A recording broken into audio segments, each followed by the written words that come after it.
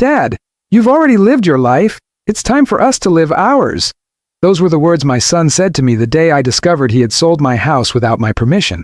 What he didn't know was that I had spent 40 years in Los Angeles building something much more powerful than just a simple house.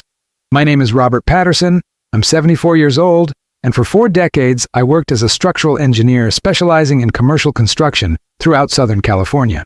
Before I continue with this story, I want you to know that your voice matters here too. If this story is touching your heart in any way, please share in the comments what you're feeling. And if you're enjoying it, give me a like, because every story we share here comes straight from the soul. Subscribe to the channel if you want to hear more testimonies like this one, because every day there's someone who needs to be heard and understood. Have you ever worked your entire life to give your children the best, only to discover they don't value anything you sacrificed for them? That's exactly the situation I found myself in on Tuesday, March 15, 2022. I had dedicated my entire life to building a future for my family. My wife Margaret had passed away 3 years earlier, and since then, my son David had become increasingly distant and controlling. David was 42 years old and worked as a real estate developer in Beverly Hills. Since his mother's death, he had started treating me like I was a burden. "Dad, you can't live alone anymore," he would constantly tell me. "It's dangerous for a man your age." But the truth was that I was perfectly fine. I was still driving my old Cadillac, cooking my own meals, and maintaining my house in perfect condition. The house where I lived in Pasadena wasn't just any property. It was a beautiful 2-story house that I had designed myself in 1985. It had 4 bedrooms, 3 full bathrooms, a backyard with orange trees that I had planted with my own hands, and most importantly, it was completely paid off. It was my refuge, the place where Margaret and I had raised David, where we had celebrated every birthday, every Christmas, every important moment of our lives. But David saw that house differently. To him, it was money. A lot of money. The property was worth approximately $850,000, according to the most recent appraisals. And he knew it perfectly, because he had been the one who helped me get the appraisal the year before, supposedly to better plan my future. For months, David had been pressuring me to sell the house and move to a smaller apartment. "Dad, it's too big for you alone," he insisted. "You could live comfortably in an apartment and have extra money for your medical expenses." But I refused completely. That house was my life, my memories, my identity as a hardworking American. That's when David decided to take matters into his own hands. It turns out that 2 years earlier, when Margaret was sick and I was so worried about taking care of her at Cedars-Sinai, David had asked me to sign some medical insurance papers. In my desperation to get the best treatment for my wife, I signed everything he put in front of me without reading the details. Poor me. I had no idea that among those papers was a power of attorney that gave David legal authority over my properties. The day I discovered the betrayal, I was watering my orange trees like every morning when I saw a moving truck arrive. "Excuse me, sir," the driver said. "We're here for the Patterson family's belongings. The house was sold and we need to clear it out today." I was frozen. "There must be a mistake," I told him. "This is my house and I haven't sold it." That's when David arrived with a smile on his face and a folder full of documents. "Dad, it's time. I sold the house and found a perfect apartment for you in Glendale. It's smaller, easier to maintain, and you'll be able to live without worries." He showed me the sale papers. The house had been sold for $780,000 to a young couple with 2 children. "How could you do this without consulting me?" I yelled with tears in my eyes. "This is my house. All my memories with your mother are here." David looked at me coldly and said those words I'll never forget. "Dad, you've already lived your life. It's time for us to live ours. With this money, I can expand my business and give you a monthly allowance so you can live with dignity." I sat on the steps of my own house, watching strangers pack 40 years of my life into cardboard boxes. David had decided my future without my consent, had sold my home as if it were an old piece of furniture that was no longer useful. At that moment, something inside me broke, but also ignited. Poor David. He had no idea who he was messing with. Do you know what happens when you underestimate an engineer who has worked on the best construction projects in Los Angeles for 40 years? You forget that person doesn't just know how to build, but also knows how every legal, technical, and financial aspect of properties in California works. During my 4 decades as a structural engineer, I hadn't just designed buildings and houses. I'd also worked as an independent consultant for real estate developers, banks, and investment firms. In the process, I had learned every detail about property laws in California, building codes, and most importantly, I had established connections with the right people in the real estate sector. What David didn't know was that I had copies of all the documents I had signed, including that power of attorney, and after consulting with my old friend James Rodriguez, who had been a real estate attorney for 30 years, I discovered something very interesting. The power of attorney that David had used had a very specific clause. It was only valid for medical and health decisions, not for real estate transactions. Furthermore, California laws are very clear regarding the sale of properties under power of attorney. They require prior written notification to the original owner, independent appraisals, and in cases where the owner is an elderly person, review by Adult Protective Services to prevent financial abuse. David had not complied with any of these requirements, but that wasn't all. During my career, I had worked on several projects with the Peterson family, one of the most influential real estate development firms in Los Angeles.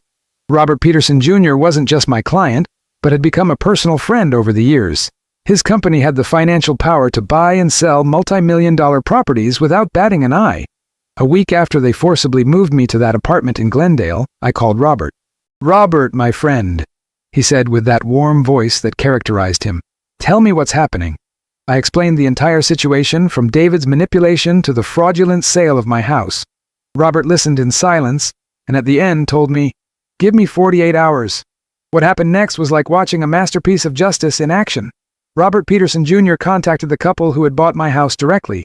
He explained that there were legal irregularities in the sale, and that his firm was interested in buying the property for $950,000, $70,000 more than they had paid, to avoid future legal problems. The couple, scared by the possibility of losing their investment in a legal battle, accepted immediately. Meanwhile, James Rodriguez had filed a formal lawsuit against David for financial abuse of an elderly person, fraudulent use of power of attorney, and illegal sale of property. The evidence was irrefutable. David had violated multiple state and federal laws, and worst of all, he had documented the entire process thinking it was completely legal. On Friday, April 8th, exactly 3 weeks after David told me I had already lived my life, I received a call that changed everything. It was Robert Peterson Jr.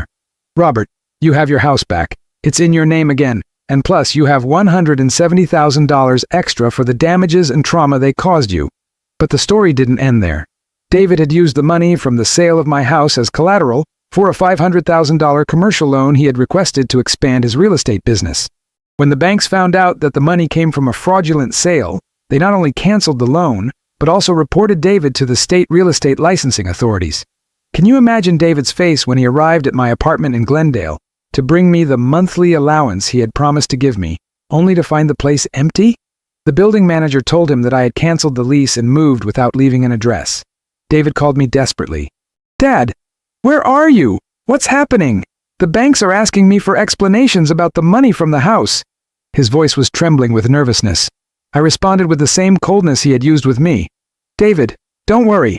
I'm just living the life I have left, just as you advised me." 2 days later, David received official notification that his real estate license was being revoked for fraud.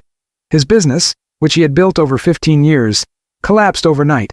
Clients canceled contracts, business partners cut ties, and his reputation in Beverly Hills was completely destroyed. But the most painful lesson for David came when he learned the whole truth. He had not only lost his career and his money, but had completely underestimated his own father. For years, he thought I was just an old retired engineer who didn't understand how the modern world worked. He had no idea that I had connections, legal knowledge, and the necessary resources to defend what was mine. The day I moved back to my house in Pasadena, my house with the orange trees I had planted myself, David was waiting for me at the door. He was no longer the arrogant and controlling man who had sold my house behind my back. He was someone broken, humiliated, who finally understood the damage he had caused. "Dad," he said with tears in his eyes, "forgive me. I didn't know you could. I didn't think you were going to—" I interrupted him gently. "David, what you didn't know is that a man doesn't become weak just because he ages. Years give us experience, connections, and wisdom. You thought you were going to handle me like a child, but you forgot that I've been in this world much longer than you." I explained to him that for 40 years I had helped build Los Angeles, that I knew the right people, that I understood the laws, and that I had never been the defenseless old man he thought I was.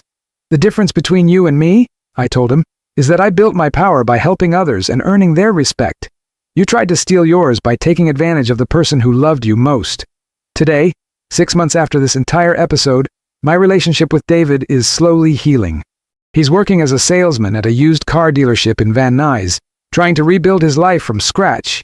He's been coming to visit me every weekend, not to ask for money or manipulate me, but to help me with the garden and to ask for advice on how to be a better person. Do you know what I learned from this entire experience? That we should never allow others to decide our worth based solely on our age. That the experience and connections we build throughout life are our true power. And that sometimes, the people we love most are the ones who most need to learn a hard lesson to understand how much damage they can cause. If you're listening to this story and you have elderly parents, please treat them with the respect they deserve. They are not a burden, they are living libraries full of experience, wisdom, and connections you can't even imagine. And if you're an elderly person who feels vulnerable or underestimated, remember that your life has value, that you have rights, and that it's never too late to defend yourself. I'd love to know what you think of this story. Have you seen similar situations in your family? Do you think David deserved what happened to him? Share your experience in the comments, because every story you tell us here helps us all understand life better. And if this story taught you something new, give me a like and subscribe to the channel, because there's always someone here willing to listen to your testimony too. Remember, never underestimate someone's power just because they appear vulnerable. Behind every elderly person are decades of experience, knowledge, and connections that can surprise you. Real wisdom doesn't come with age, but with knowing when and how to use everything we've learned in life.